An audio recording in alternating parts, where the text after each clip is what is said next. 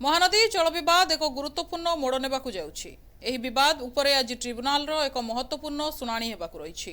गत 8 वर्ष धरि चलिथिबा एही मामलारे आजिर शुणाणी एक नुआ दिग उन्मेचन करिबो बोली आशा करा जाइछि।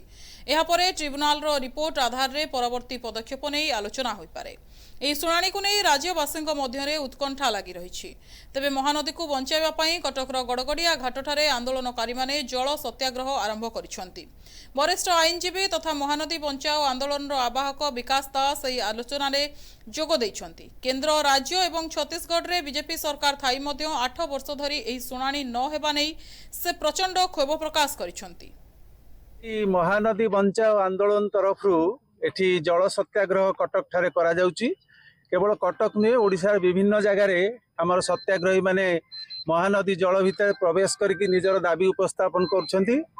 आपण माने जानिछंती जे 2004 रु 16 मसिया भितर छत्तीसगढ़ जोटा महानदी उपर मुंड सेटारे अनेक गुड़िए डैम बैरेज सब करागला एवं शेष 2016 रे कलमा बैरेज करागला जहा फल उपर मुंडर महानदी जल संपूर्ण रूपे ओडिशा को आसवा बंद हो गला।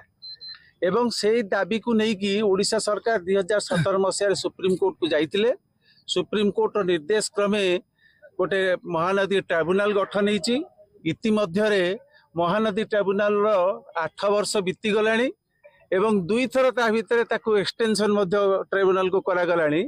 किंतु आश्चर्यर कथा जे ए पर्यंत ना छत्तीसगढ़ सरकार ना ओडिशा सरकार कहउछंती केते जल सेठी स्टॉक रहिला एठी केते जल रहिला से एफिडेविट मध्ये दिया जाय नै।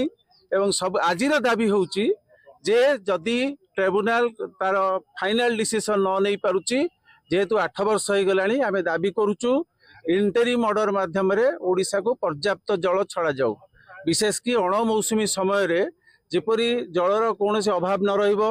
जो माने माछ चाष उपर निर्भर करछंती जो माने चाष उपर निर्भर करछंती जो माने निजर जीविका निर्वाह करछंती सेमान को जेमती पर्याप्त जल मिलिबो सेत पई जल छाड़िबा उचित। एवं ट्रिब्यूनाल आज जो शुणाणी तांकर अछि से शुणाणी रे जेमती इंटरिम ऑर्डर माध्यम रे जल प्रदान करिया पे निर्देश देबे से दाबी को लेके आज जल सत्याग्रह कटकटारे करा जाउछि। देखंतु महानदी होछि ओडिसा जीवन रेखा किंतु दीर्घ वर्ष हलानी महानदी को आ ऊपर मुंडरू पानी आसु नै। छत्तीसगढ़ सरकार विभिन्न कॉर्पोरेट मानक महानदीर पानी को टेकी देइचंती। 7टा बैरेज माध्यम रे सेटिकार कॉर्पोरेट माने महानदीर पानी को व्यवहार करचंती। सेटिकार चासी मध्य पाउना आ ओडिसा चासी हंतसंत होचंती। कटक भली जो शहर जे महानदी एवं काठजोड़ी नदी मझिरे रहिछि ताकू मध्य महानदी पानी मिलु नै।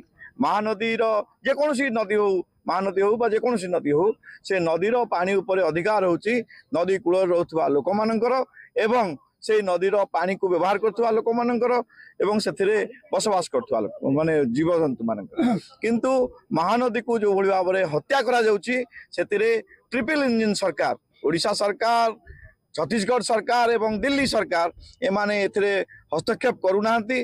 जहाँ फल आमे आज दाबी जनाऊँ जे सरकार तुरंत चेतंतु एवं महानदी रे जेतिकी पानी आसीबा कथा ओडिशा पक्षरु सेतिकी पानी आनिबा पई व्यवस्था करु। एही जल सत्याग्रह रे गांधीवादी डॉक्टर विश्वजीत राय सचेतन नागरिक महासभार वृंदावन दास आजादाई टीआई कर्मी तोफान दास चंद्रकांत पुरोहित एवं अनेक महानदी प्रेमी जोग दैछंती। आंदोलनकारी माने आशा करुछंती जे महानदी ट्रिब्यूनाल एही मामला रे एक सठिक और तुरंत निष्पत्ति नेबो। कटकरू सत्यदीप कौन रिपोर्ट एनटीवी।